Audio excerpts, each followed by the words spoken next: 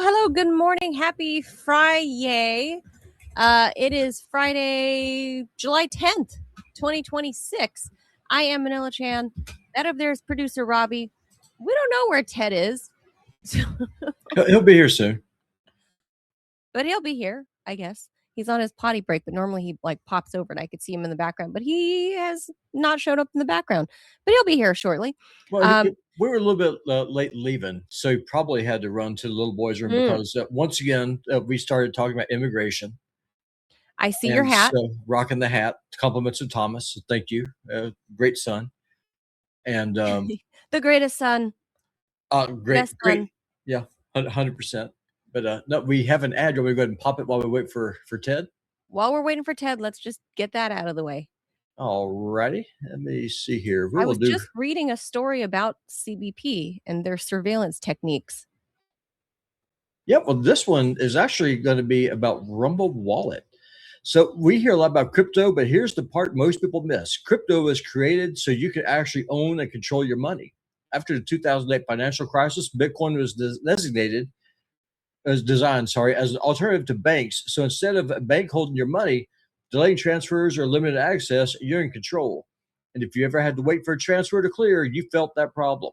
Now, fast forward to today. Everybody's heard of crypto, but getting started still feels complicated.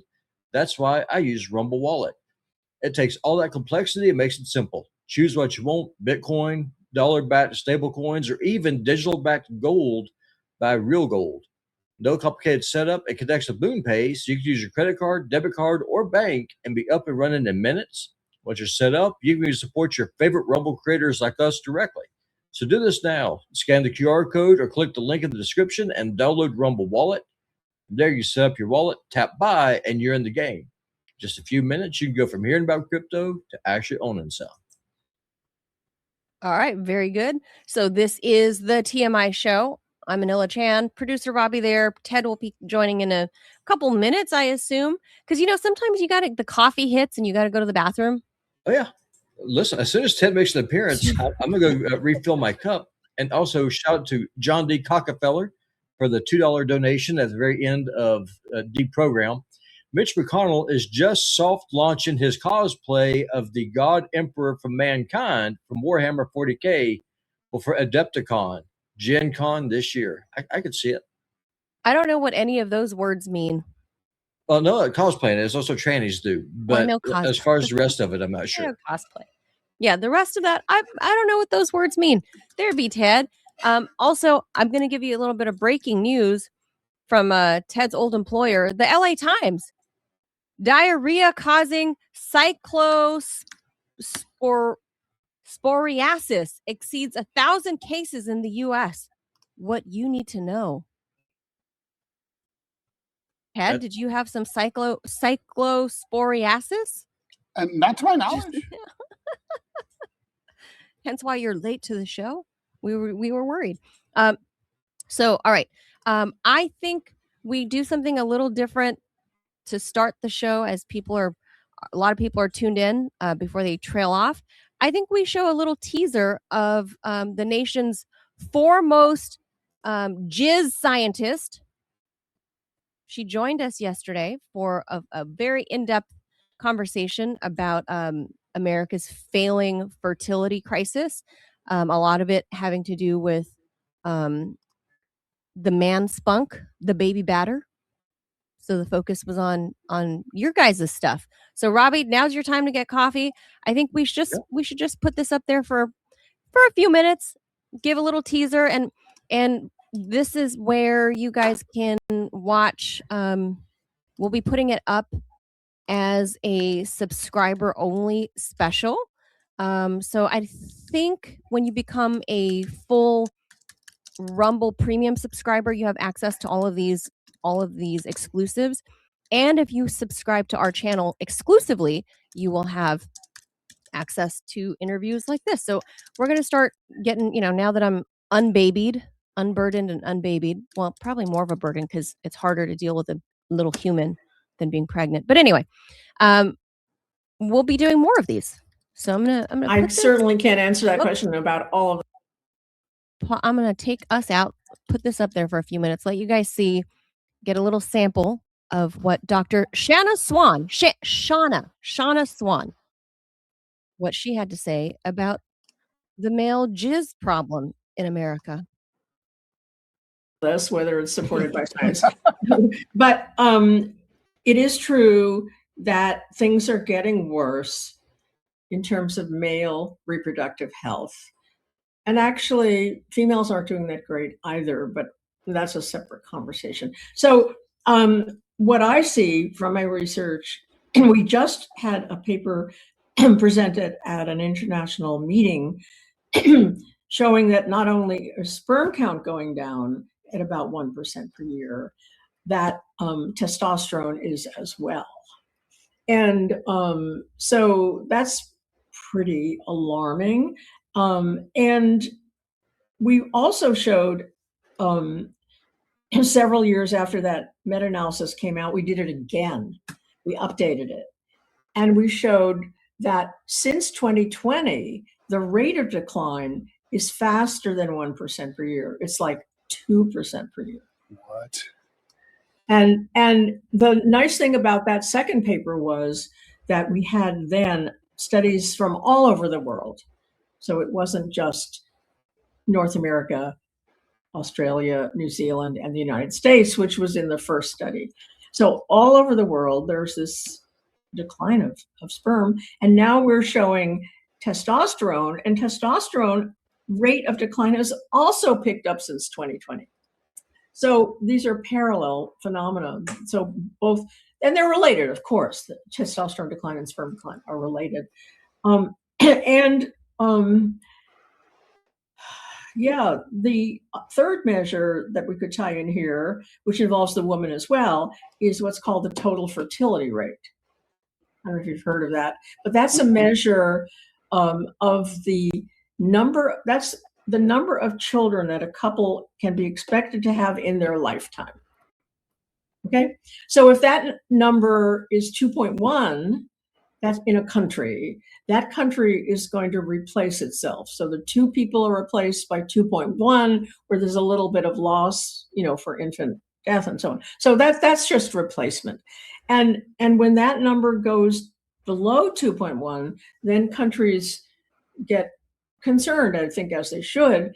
And now, particularly in Southeast Asia, the numbers are getting really low. And I think the lowest number I've seen is in South Korea, I think 0.8.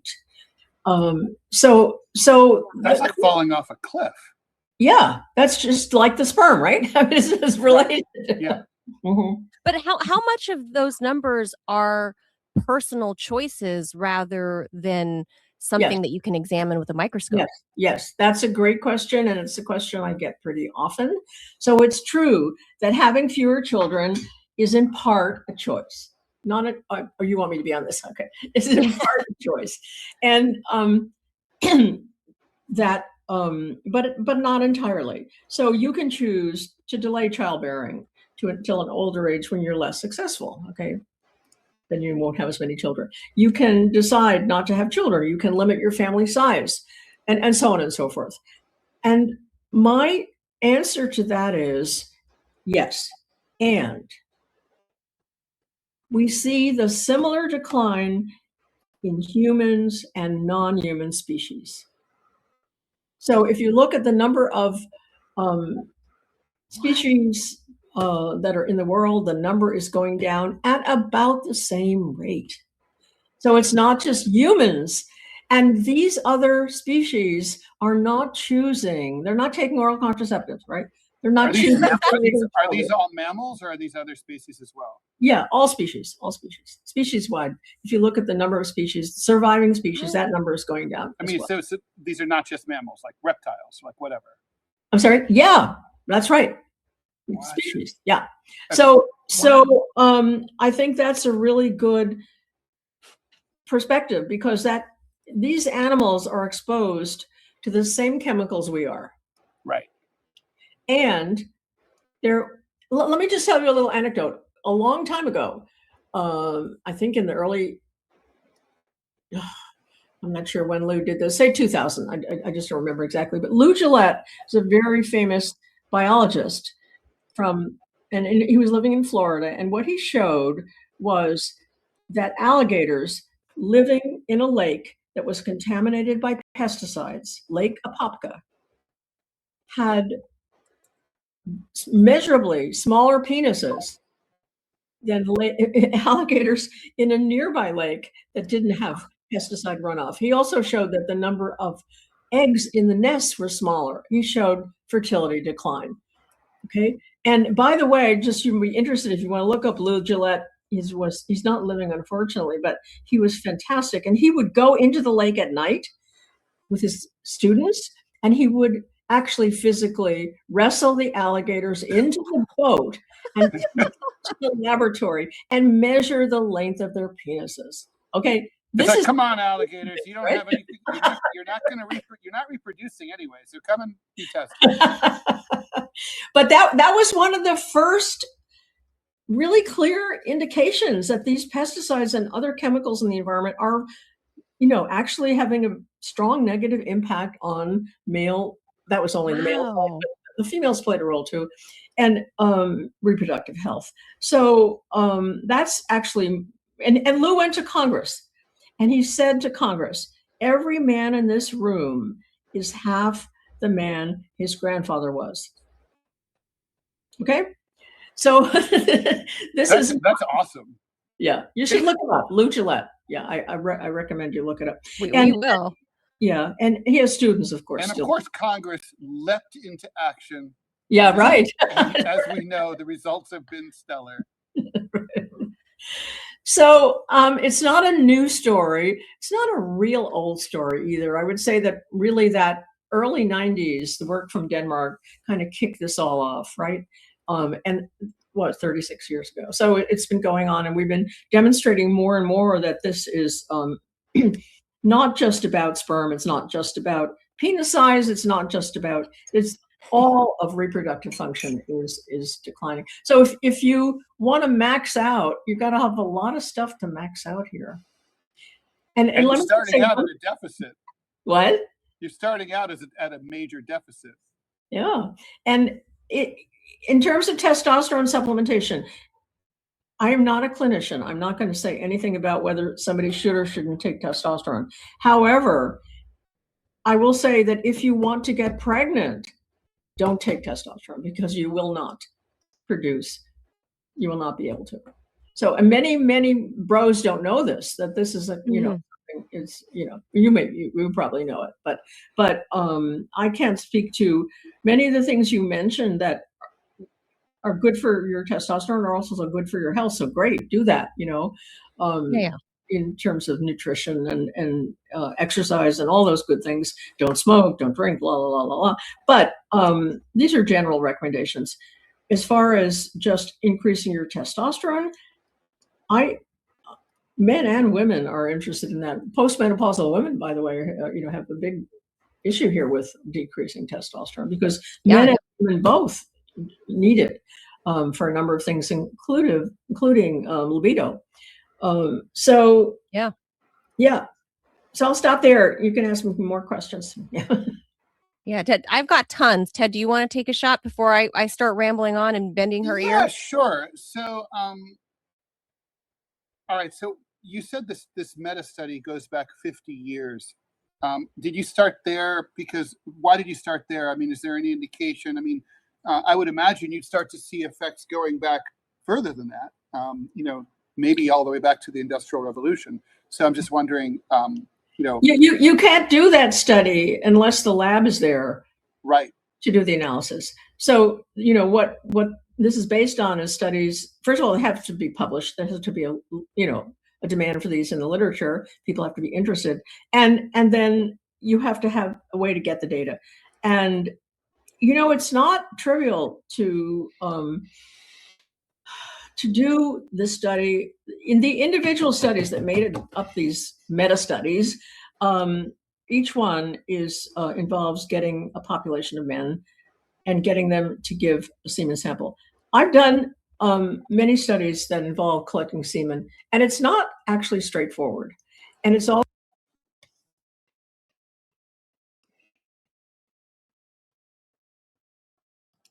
I should have followed up, Ted, with how does she mean collecting semen samples are not so straightforward? Well, I mean, I don't know. I maybe don't it's own like a semen the factory. alligator dick measurement. Like sometimes you have to wrestle a guy. He's on his way to 7-Eleven, and you're like, "Hey, let's see what's in your big gulp." You know what I mean? So Well, so Ted and I talked with Dr. Swan for an hour, and she was so interesting. I she read her reminds me of book. Dr. Ruth. I see that. I didn't think about that at the time, but yeah, I see it now that you say it. Look, She's also very short. she's teeny tiny. Yes, like Dr. Yeah. Ruth. She's Mhm. teeny. She said she's under 5 feet tall. Yeah, so is Dr. Ruth. Oh gosh, teeny tiny. I got Dr. to Ruth. sit next to Dr. Ruth one time at a book event. So great. So I got to Because sit you're next to her for towering. like 2 hours just shooting the shit. Oh wow. Yeah. So what scared you most, or what was your takeaway from yesterday's interview with Dr. Swan? So honestly, it's absolutely terrifying. I mean, I hate to say it. This is a more important story than probably anything else you will have heard about in the last year, in any format. I mean, the main takeaways are that all living things on the planet are being poisoned at such a rapid rate that effectively over the course of 50 years, we've lost 1% of fertility per year. Not just human beings, not just mammals, even reptiles, birds, things like that. Animals of all kinds are All literally, creatures. we're dying. We're literally dying. And even if you don't care about reproducing, which, is fine, a lot of people don't, Sure, fine. you've got to be thinking, okay, so if the sperm count, if the fertility rate of all these animals on the planet, including us, is falling off a cliff like this, it also explains that we're dying of all sorts of other diseases. This is why Yeah. cancer is going crazy. We are polluting ourselves to death. That's the real takeaway here. Yeah. Yeah. And She said it got worse after 2020, that it's now a rate of 2% per year. Per year. That astonished me a little bit for the simple reason that the COVID pandemic provided a roughly 9 to 16 month break in industrialization and the production of particulate and other pollution. Right? I mean, we had major cities like New York suddenly. All sorts of interesting, beautiful birds started appearing. Traffic was gone. Air quality indices were much improved.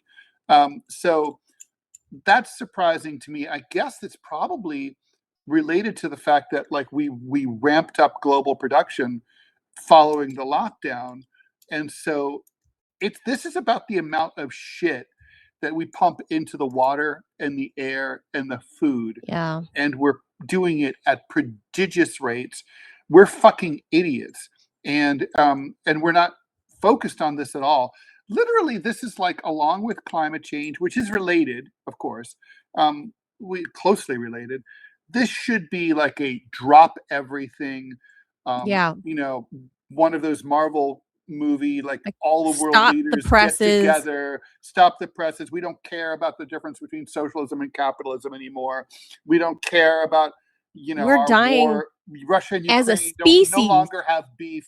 You know what I mean? It's like we have to focus on this thing. We'll fight each other later. But that's not what we're doing. We're not doing anything. Literally nothing. Yeah. I mean, that was scary. That's why I asked her, about the movie Children of Men.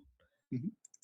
I really I don't have any faith that won't be the end result of how modern life is moving. And maybe that's, I don't know, why AI is moving at the pace it's moving, because there's really just going to be few people out there to actually man or do anything. A couple comments from the viewers. Matina says, "This is scary. My 18-year-old is low testosterone. I'm so sad. I want him to have kids. He's already talking about having kids." He's probably not even unusual. You know what I mean? Yeah. It's not even it's not She even said, weird. Dr. Swan said basically all men today, whatever age you are, you are literally you have less than half the testosterone your grandfather had 50 years ago. And think about, like, we don't know whatever And drop sperm. off there was between your grandfather and your great great grandfather, right? There must have Right. been a drop off. Right, because there's no studies going back further than that, so she can't really dig into that. Sierra says, "Didn't the Supreme Court just stake down having Monsanto put warning labels on Roundup?" Yeah, it doesn't do anything though. Roundup is still available in the U.S., not in the EU, but yeah, that's all the glyphosate, all that stuff. It was a scary. I mean, she's a lovely, brilliant professor on this topic, but True. and she was so much fun to talk to. She made science really She was great, approachable and yeah. interesting. She's so good, but I still was left saddened to hear all of the facts and the statistics. So if you guys want to see the rest of that interview, please become a $5 a month subscriber to the show.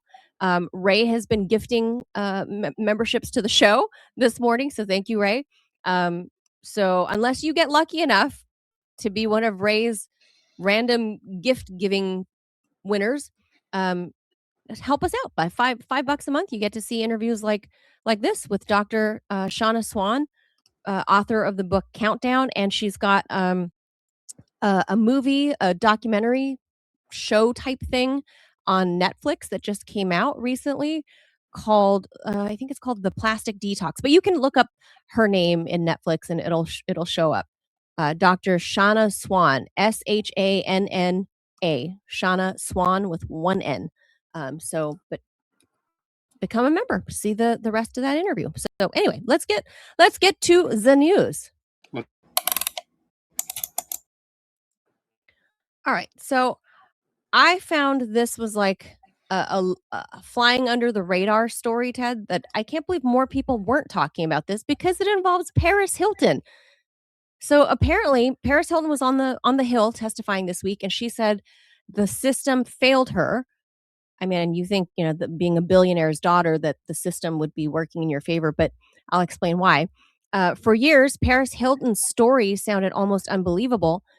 She said she was beaten, strip searched, placed in solitary confinement, forcibly medicated, and psychologically abused while attending a private residential treatment facility in Utah as a teenager.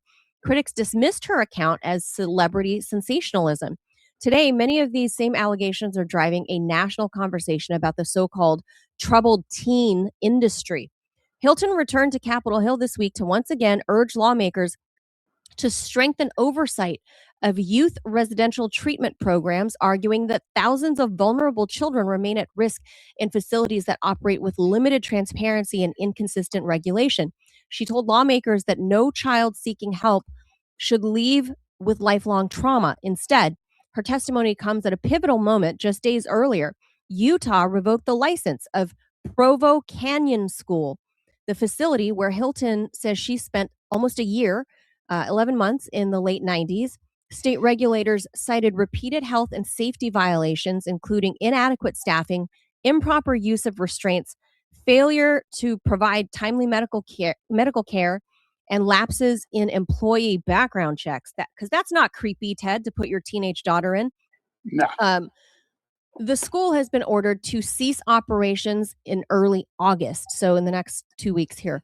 The closure marks the end of a facility that has operated for more than 50 years and one that has faced decades of lawsuits, investigations, and abuse allegations going as far back as the 1970s. Former residents have described physical abuse, prolonged isolation, excessive restraints, and medical neglect over multiple decades. The school's current owners maintain that Hilton's allegations predate their ownership and have disputed many of the other claims. But the story is bigger than this one school. The troubled teen industry is what they're calling it. Includes private boarding schools, wilderness programs, behavioral camps, and residential treatment centers that promise to help adolescents struggling with mental health, substance abuse, or behavioral problems. Critics argue that many operate with minimal oversight, while parents, often desperate for help, have little way of knowing what happens behind closed doors. Hilton has become one of the movement's most visible advocates helping push for reforms in Utah and supporting federal legislation aimed at increasing accountability and transparency in youth residential programs. What began as a deeply personal story has evolved into a bipartisan policy issue, with lawmakers increasingly questioning whether existing regulations are sufficient to protect children in institutional care. The closure of Provo Canyon School won't erase decades of alleged abuse, but for many former residents, including Hilton, it represents something they say they were denied as teenagers, the acknowledgement that someone finally listened. Look, this is no surprise to me. My dad was a social worker. I have many friends that work in that field, and they all scream and holler about it, Ted, all these social workers, but no one fucking cares. It's troubled teens, they go into these facilities and they're getting molested, they're getting drugged. I mean, this is like, you remember the movie with Angelina Jolie and Winona Ryder, Girl Girl Interrupted? That's right. It's basically like that, but worse. I mean, Paris Hilton has, said she didn't say she was raped, but she said she was basically saying she was molested there, that she was, like they like male workers would strip her down, like hose her down, and like weird. How is this treatment? How is this helping a kid that's having maybe a mental break, or a kid with drug issues? How are there not more expanded laws to protect kids? A country that, like, obviously we fail our kids at every turn, Ted, and this is shocking. Even more so because it's coming from somebody in the upper crust, right? You think they can afford the best of best care, and then here she is as a 45-year-old woman testifying on the Hill saying, I was abused. So what does that mean for the rest of us poor schmucks and slobs that can't afford a fancy schmancy place like this place in Utah? What does that mean for our kids? Well, Manila, so I know a lot about this because, I went to school at Columbia University, and I knew, so even though I was a scholarship kid, I knew lots of rich kids, and I've lived in New York City most of my life, and a lot of people from New York City, especially upper middle class and rich people, find themselves driven to these services. So what's really perverse, Manila, is, to answer your question, these are not, so that is the best available care. The rest of us who can't afford the care don't get any care at all. So if your kid is like, acting out, and they're getting in trouble, and they're shoplifting, and they're doing drugs, and they're turning tricks in Central Park. That's actually someone I knew was doing that. She was shooting up heroin. She was 15 years old. I didn't know her at the time. I just know the whole story. And she was selling her body on the streets, even though she was from a really rich family. So she was very troubled. There's nothing the parents could do. And ultimately, she was sent. Basically, the parents were desperate. They paid for goons to come in the middle of the night and kidnap their daughter and drag her off into a van into the streets of Manhattan and up to, I believe it was Vermont, to one of these facilities. So here's the story. This might be for most people watching, they have no fucking idea what we're talking about here. So this is very expensive. This is like $40,000 to $50,000 a month. And so now the thing is, basically, it's like comes out of the tough love movement of the 1970s, or the scared straight stuff. And basically the idea is, if you go to the cops, they won't do anything. You can't if you send your kid to rehab, they'll just leave because they want to do more drugs. So you're sending them to someplace that you're kidnapping them. You're keeping them by physical force, and you're basically beating them into submission so they stop using drugs and they straighten out. It's only something that very desperate, very well-off parents can do. If who has $50,000 a month? Nobody. So the idea that you're breaking their will, I guess you break their will and then start them over. I have a friend. She's a mom. She sent her daughter to one of these places for 4 months. $200,000 cash. Oh my God. Insurance doesn't cover it, right? It's out of pocket. So Oh God. so it's only for super rich people like Paris Hilton's parents. So the thing is, ironically, the reason that these facilities exist is because it's about the money.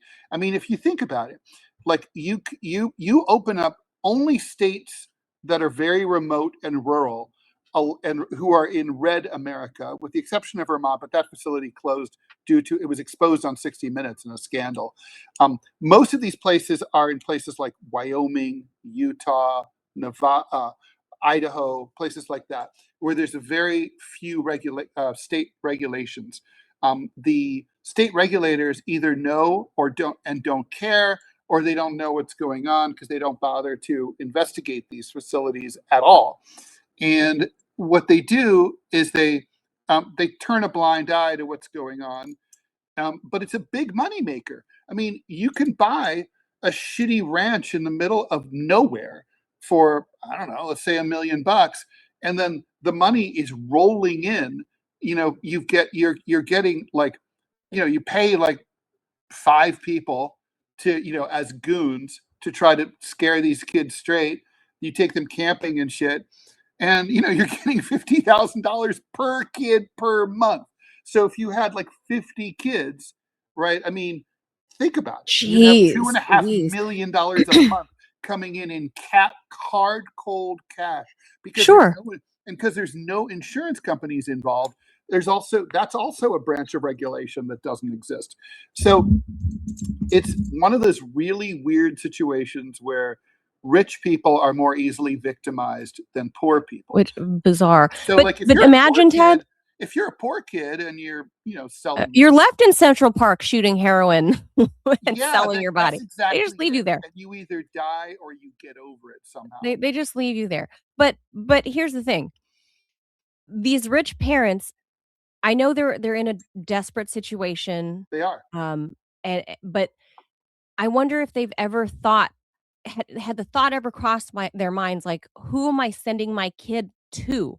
Like, have they They're done background desperate. checks? So basically, Have I they, wanna be yeah. clear. So I have a friend who she did this. She was sent. She's the former junkie. It worked for her, and she said, "Look, wow. objectively, she said it was abusive. They were violent. They didn't rape her or anything like that, but you know, they beat her, they humiliated her. There was psychological torture. That she was tied up. She was beat up by the other kids, like as part of ritual, like to punish her for not following Wow. the rules. And basically, but it worked. Like she came back terrified of how. First of all, she got off drugs, and she was terrified to have to go back to a place like that. And she is now a mother of a child and well adjusted and has a Wow. a good Well, job, and she's I fine mean, now. that's good to But hear. it can work. And now the thing is, do I recommend this? No. But here's the problem. I don't know what the fuck you're supposed to do in a situation. Let's say you find yourself with a kid who's very troubled and you have the money to throw at the problem. If you don't throw money at the problem, nothing will happen. If you Right. do throw money at the Status problem, quo. maybe they'll end up your kid will come out like my friend.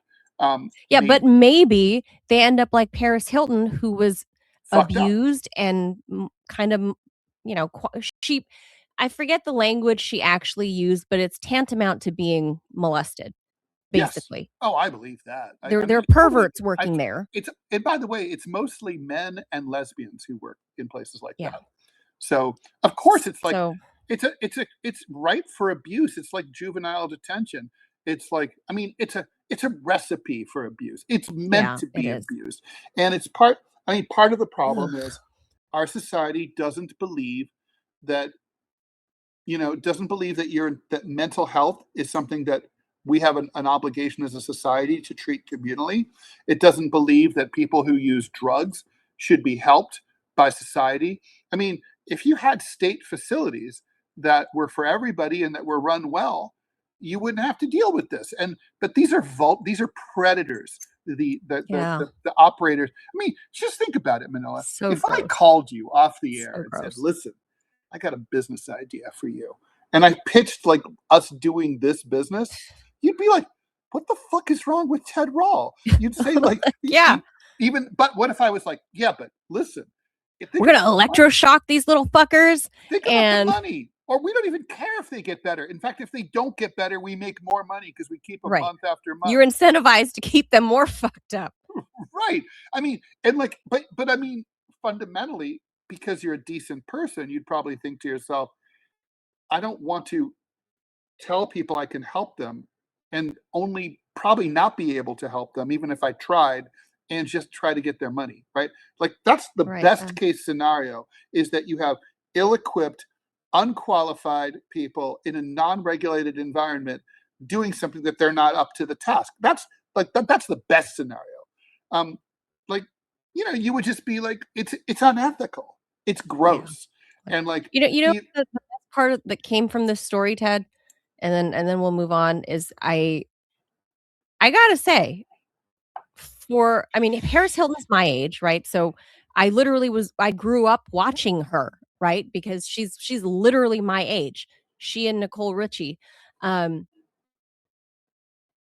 I would have never anticipated that she would finally become an adult. And I met her one time in Dubai when she was launching something. I was the editor of a magazine, so I was invited to some swanky party, and it was her party. And she was lovely, but very, she kept that persona of like, hey, hey. She's not in real life, she's not actually like that. And the way she testified on the Hill and the few interviews she's given about this issue, she's actually, like she sounds like a grown adult woman. She's well, now she is. life, and she's well adjusted now, and probably took a lot of work and a lot of money. Yeah.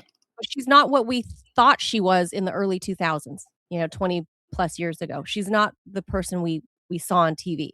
And I think that's really nice to see that she has overcome. Who would have known that this was what happened to her?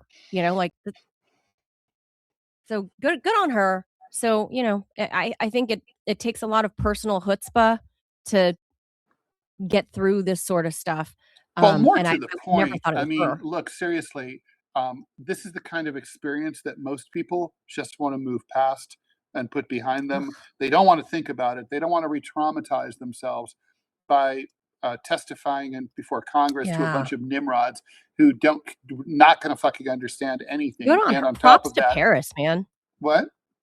I said props to Paris, man. Yeah, Like she's cool. I mean, for sure. So that's good major for her. social brownie points for her She's trying to raising prevent this the red happening. flag. She's trying to save other kids and also their parents, right? Yeah. From more trouble. I mean, the problem's still not solved, right? Like, even if everybody says, okay, I'm not sending my kid to one of these places, that's probably good advice. But what is the answer? What are you supposed to do? There's no fucking answer. It's just like, sucks to be you. That's like the American "E pluribus unum" should not be our national motto. It should be the Latin version of "sucks to be you." we'll look that up and make it the tagline of the show. All right, let's go. 90% of Americans may have a syndrome they've never heard of, and here's why cardiologists want you to know about it. This is called Cardiovascular-Kidney-Metabolic syndrome. Very catchy, rolls right off the tongue. CKM syndrome. So the concept was introduced by the American Heart Association 3 years ago. And it's becoming one of the biggest shifts in preventive medicine.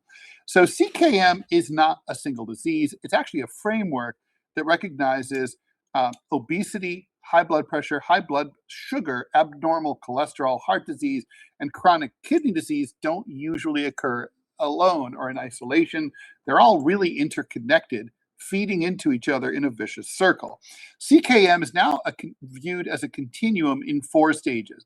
It begins with excess body fat or early metabolic dysfunction. Then you go through conditions like prediabetes, hypertension, and kidney disease, and then ultimately could lead to heart attacks, strokes, heart failure, or kidney failure. None of them good. The earlier you're identified, however, of course, like with most diseases, the earlier you can interrupt that progression.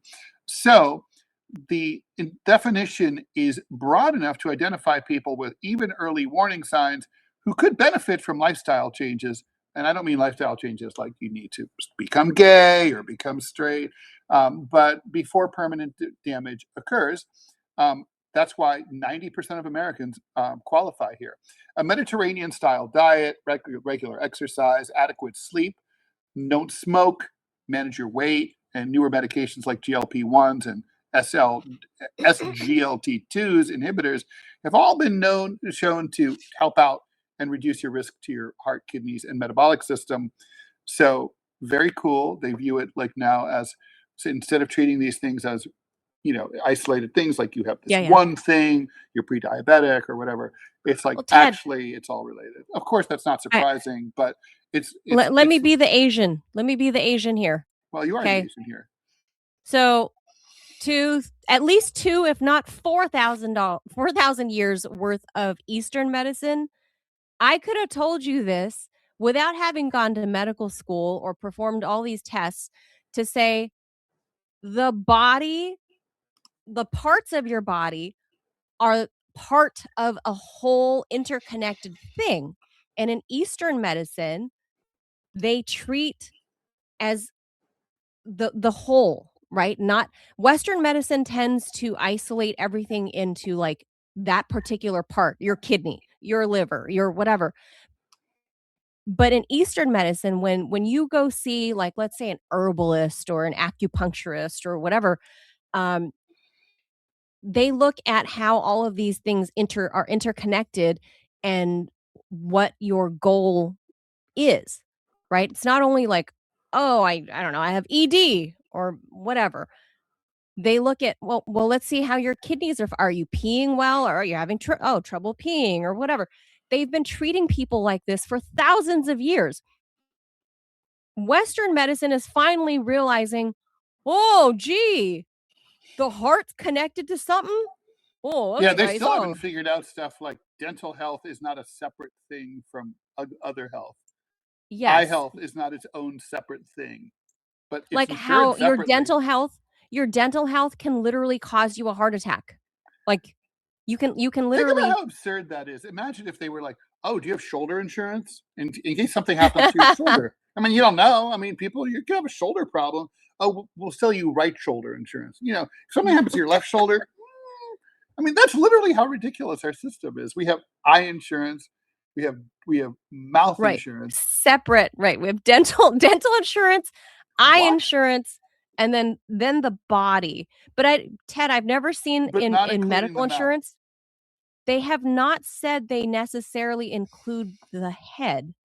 So I don't know if that's in the fine print. No, the head's not included. So if like something happens, if you get some gnarly gum cancer, but then it metastasizes and goes into your brain, that shit's on you. Like, we'll cover the gums, but the rest of it, that's again the motto: sucks to be you. It's the American way. Robbie looked up the Latin "casum sentit dominus," translates to "that's your problem." Good to know. That's why we have a producer. Mm-hmm. So that's all about that is the American way. It is. That's your problem. The only way. All right. Mm-hmm. Okay. So the FBI says they've arrested 113 foreign spies just this year alone. And we're only in July. So the Cold War is over. Not really. It's really not. But the age of espionage is not. FBI Director Kash Patel says the Bureau has arrested 113 active spies working on behalf of foreign governments so far this year, including 62 individuals linked to China. Patel also said counterintelligence arrests have increased by 53%, calling the crackdown a major effort to protect American technology, military secrets, and critical infrastructure. While the FBI did not release details on every case, the arrests reflect what U.S. intelligence officials have warned about for years. Modern espionage isn't limited to Hollywood-style spies exchanging briefcases in dark alleys. Today's foreign intelligence operations often target research universities, defense contractors, technology companies, government agencies, and supply chains. The goal isn't just stealing classified documents. It can include intellectual property, military technology, artificial intelligence research, trade secrets, and influence operations. Ted, I'm telling you, that's why all these people were trade secrets, man. They're here for our ranch dressing. Yes, they are. They really are. The FIFA, Nobody like knows. FIFA is But the a problem guys. is even Americans don't know what's in it. What is in our ranch dressing? Like xanthan gum, delicious. China remains the FBI's primary counterintelligence concern. A congressional report has documented numerous espionage cases involving the Chinese government, including efforts to recruit Americans, obtain sensitive military information, steal commercial technology, and pressure Chinese dissidents living in the United States. I know they really, really want the new Air Force One designs from Nike. That's I thought it's a like big the thing. Air Force One design from Qatar. Oh no. I'm talking about the important one, Which Ted. apparently The is, Nike Air Force spying, Ones. is apparently not secure, and Trump didn't fly on it yesterday. Previous FBI leaders have described Beijing's intelligence campaign as one of the most extensive in modern history. Patel also highlighted the Bureau's broader national security efforts, saying the FBI has disrupted cyber threats, increased cartel arrests, and stopped hundreds of active criminal plots this year. Because I would Patel, think that Kash Patel could simply individually, single-handedly catch all the spies just because of his googly eyes, because he could see them. They're rolling around everywhere. He sees everything. He's like omniscient because of that. All the time. The stereotype of the lone spy passing secret documents has largely been replaced.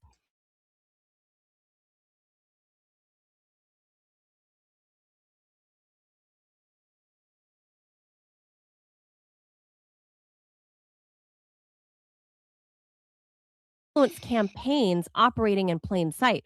The battlefield isn't confined to overseas intelligence services anymore either. Increasingly, it's universities, laboratories, boardrooms. Remember, Hunter Biden was on all kinds of boards when dad was POTUS, and computer networks at home. The FBI's announcement suggests that America's intel war is no longer something happening in distant capitals. It's already here. And one of the cases that was detailed, Ted, I'm very disappointed in this young man. Not because he's a spy, but okay, so he's a young naval, I don't know what his job was, but he was in the Navy. And he was a young naval dude. Young Navy guy. He got a hold of some classified documents and he sold them to China for $12,000. That's what I'm disappointed at.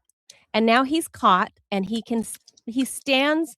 facing up to 200 months in prison for $12,000.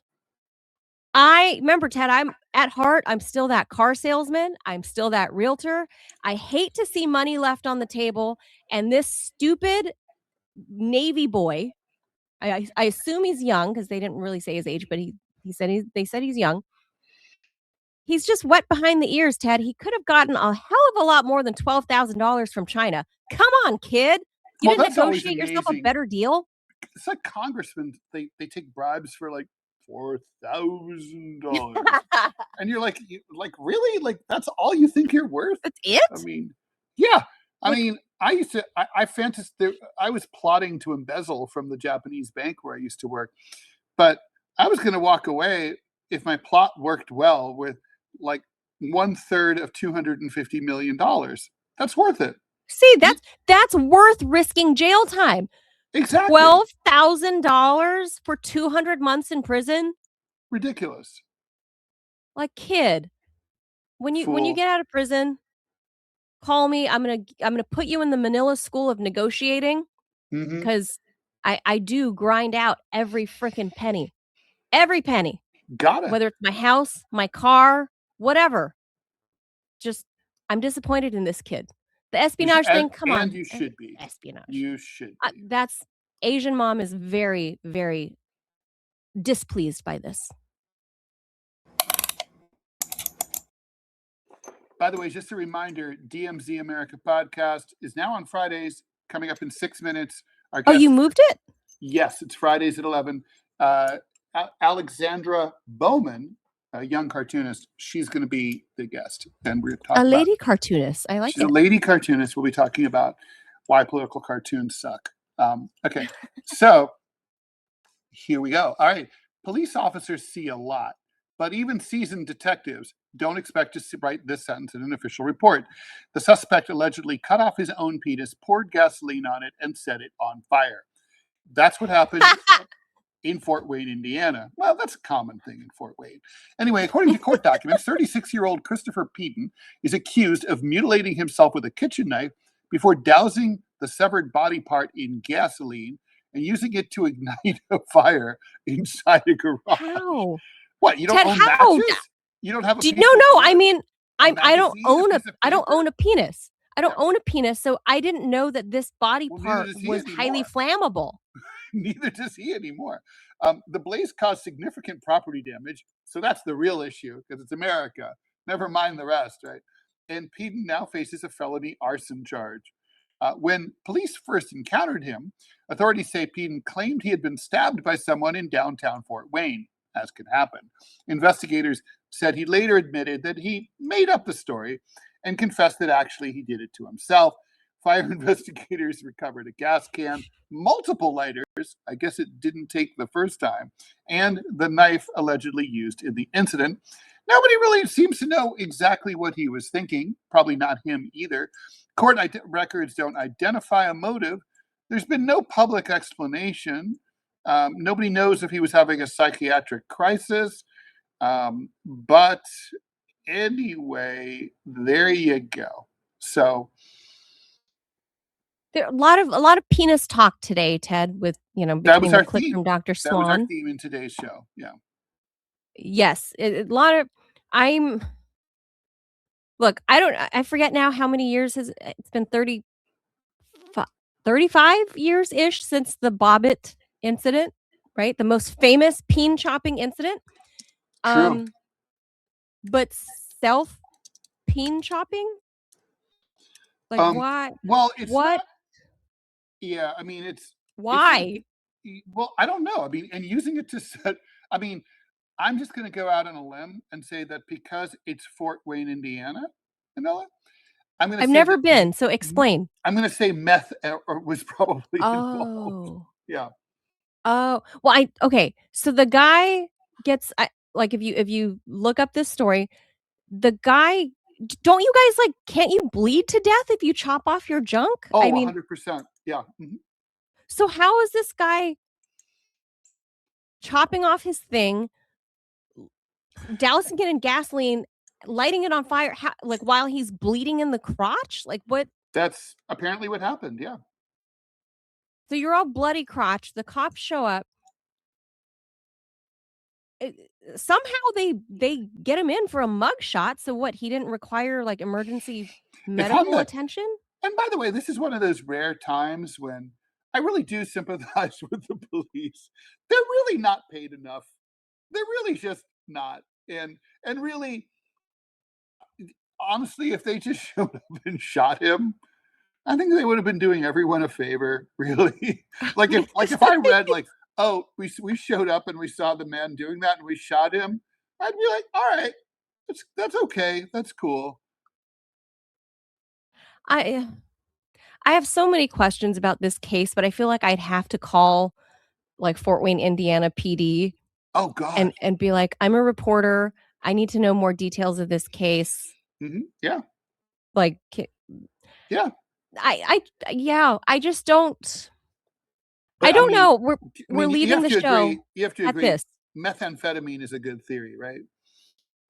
I presume I saw his mugshot. He looked kind of methy, but I didn't see his teeth, so I don't know. But he had it looked like he picked at his face a lot. So probably tweaker behavior. Hey, I gotta hop. My yep, we gotta run. We'll leave it there on a fiery chopped peen. Stay tuned for DMZ America and make sure. Oh, Robbie, explain for everyone before we go how they can watch Dr. Swan's full interview. So there's two ways. You can be a Rumble Premium subscriber or for $10 a month, or if you don't want to do that, just subscribe to TMI, what you can do is just become a channel subscriber for $5 a month. And they have to do that only. They can Only only do during that a when live we're stream. live. Correct. So you can, so you can join now Yep. or That'd be the Monday best way. when we're live. Yep. Yeah, Either way. join us live. Yep. That will And be that how money you'll do goes it. straight to our crew only. Rumble doesn't take it if you subscribe just to our channel. Right. Yeah. Rumble does not take a cut. Wow. So there you go. If you want to help just the show and watch the exclusive interviews of stuff like this with Dr. Swan, become a premium subscriber for just the TMI show. And we get all of it. Rumble lets us have it. So there you go. Have a good weekend, everybody. Look out for lit penises flying everywhere. 4th of July.